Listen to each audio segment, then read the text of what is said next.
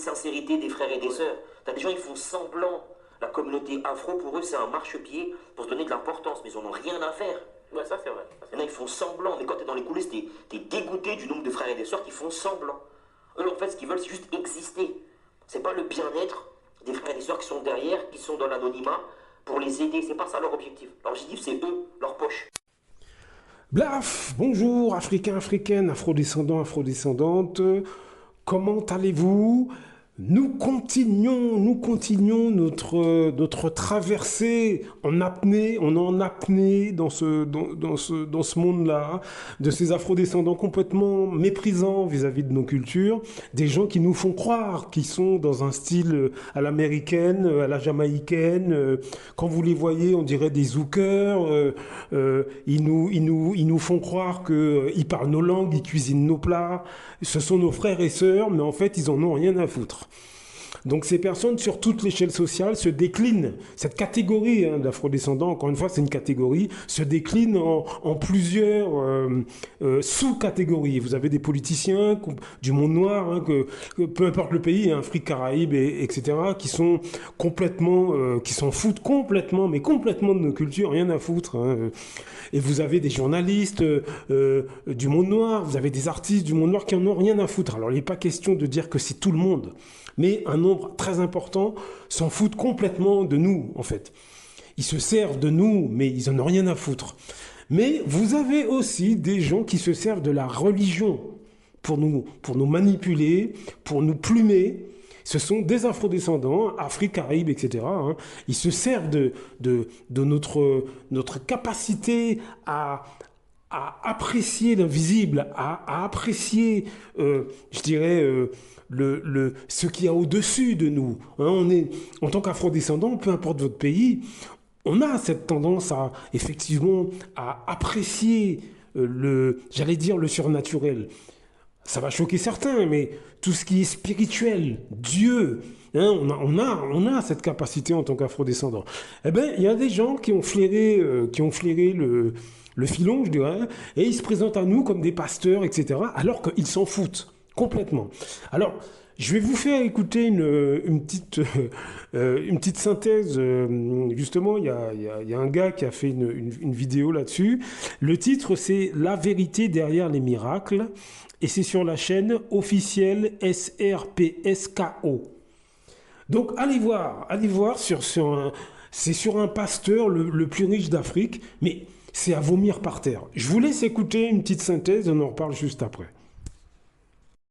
C'est quoi le but? Vous vous rendez compte que le but est juste de faire du spectacle? Parce que les gens, quand ils vont sortir de là, ils vont se dire, le prophète là, il est puissant. Le prophète là, il est efficace. Le but, c'est juste... Parce qu'on ne peut pas se mentir, les pasteurs, il y en a des centaines. Pourquoi je vais aller voir ce pasteur-là plutôt que ce pasteur-là? D'autant plus que si je vais voir celui-là, on sait qu'il n'y a rien de bon qui va se passer. Alors que dans l'église de celui-là, ben, il est capable de photographier des esprits. Si lui est capable de photographier un esprit, ça veut dire que intercéder pour moi auprès de Dieu, ben, c'est chose facile. Avec tous les problèmes que j'ai dans ma vie, grâce à ce monsieur, tout va rentrer dans l'ordre. En faisant ce genre de miracle, ça fait que les gens viennent en masse dans son église. Et qui dit gens venir en masse dans une église, dit bien évidemment grosse dîme. Et le pasteur que vous venez de voir fait partie des pasteurs les plus riches d'Afrique. Le 4 novembre 2019, il est poursuivi par la justice sud-africaine pour détournement de fonds. En gros, il a dit à ses fidèles, investissez, on va dire, 4 000 ou 5 000 dollars et je vous garantis quasiment 100% de retour sur investissement. Les gens ont donné en masse et une fois qu'il avait l'argent en sa possession, il a dit ciao. Désormais, c'est mon argent, c'est enregistré à mon nom, vous ne pouvez rien y faire. La somme s'élève à des millions de dollars. Arrêtés par la justice sud-africaine, ils sont libérés sous caution. Mais pour éviter qu'ils ne s'enfuient, sa femme et lui, la justice décide de saisir leur passeport ainsi que son jet privé d'une valeur de 150 millions de dollars. Mais malgré tous ces efforts, le 15 novembre, après seulement 11 jours après son arrestation, le mec s'enfuit au Malawi, son pays d'origine. Là-bas, au lieu de se cacher pour éviter de se faire prendre, il est accueilli comme un roi. Que je viens de vous dire, nul besoin de préciser que ce pasteur est un réel homme du Dieu. Parce que ses délits sont légion. Il plonge dans des affaires de détournement de fonds, de trafic de mineurs, comment on dit, détournement de mineurs, désolé. Il a enceinté des enfants de 16 ans. Il a fait avorter certaines filles. Il a menacé de mort certaines filles qui auraient la bouche un peu trop ouverte. Il a acheté les familles de ces filles-là avec de grosses sommes d'argent. Pour ce qui concerne sa fortune, le mec a quasiment, je pense qu'il y a 2 hôtels, je pense. 2 hôtels d'une valeur de plus de 450 millions de francs CFA. Vous avez dû sentir la douille, son hôtel vaut bien évidemment plus de 450 millions de dollars. Je vais vous laisser un petit extrait d'une personne qui parle de sa fortune. Il a investi dans la télécommunication, dans plein de trucs. Le mec est vraiment riche. He has now grown to become one of the richest pastors in the world. Guys, he isn't just considered one of the richest pastors in Africa. He has several luxury cars, houses, and... Donc voilà, c'est carrément inadmissible, quoi. C'est inadmissible. Vous imaginez ce type, il fait de l'argent, soi-disant, il fait des miracles, etc., etc. Les gens sont suffisamment crédules pour lui donner... pour lui donner leur fric. Mais vous savez, moi j'étais très critique contre les personnes qui justement donnaient cet argent, etc.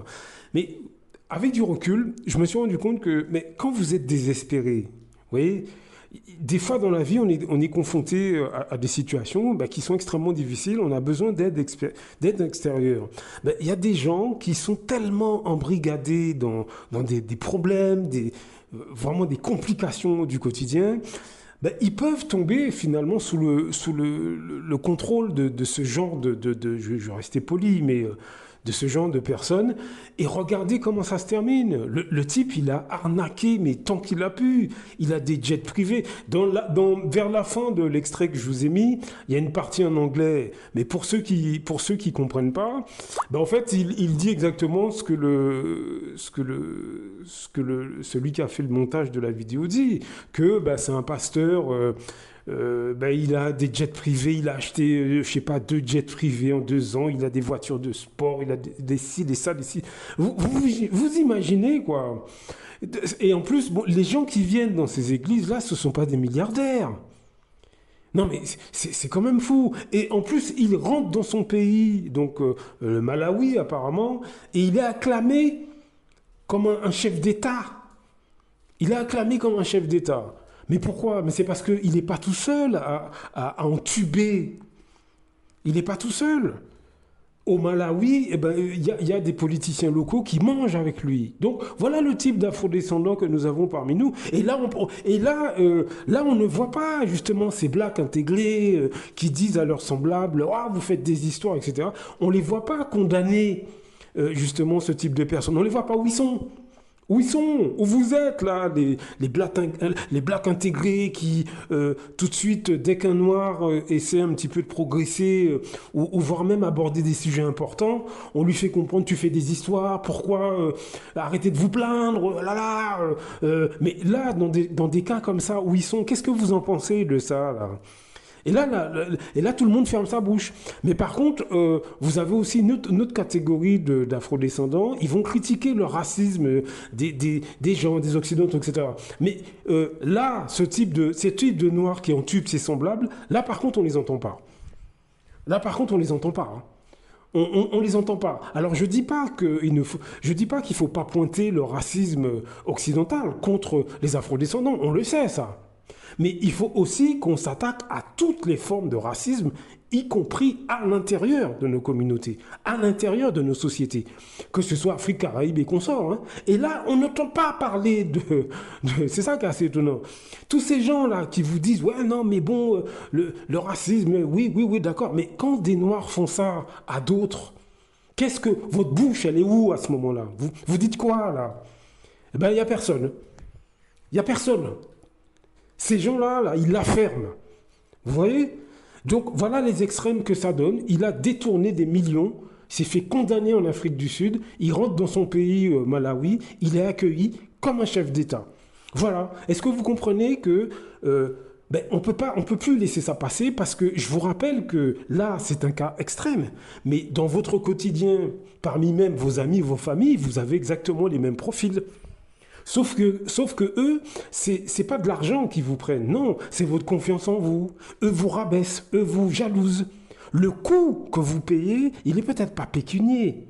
Mais en termes de confiance en soi, en termes d'estime de soi, vous perdez beaucoup. Nous perdons tous beaucoup.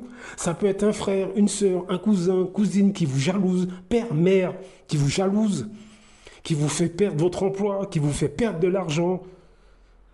Parce que ça peut être aussi de l'argent. Ils vous font perdre de l'argent en vous arnaquant, en faisant capoter votre entreprise, etc.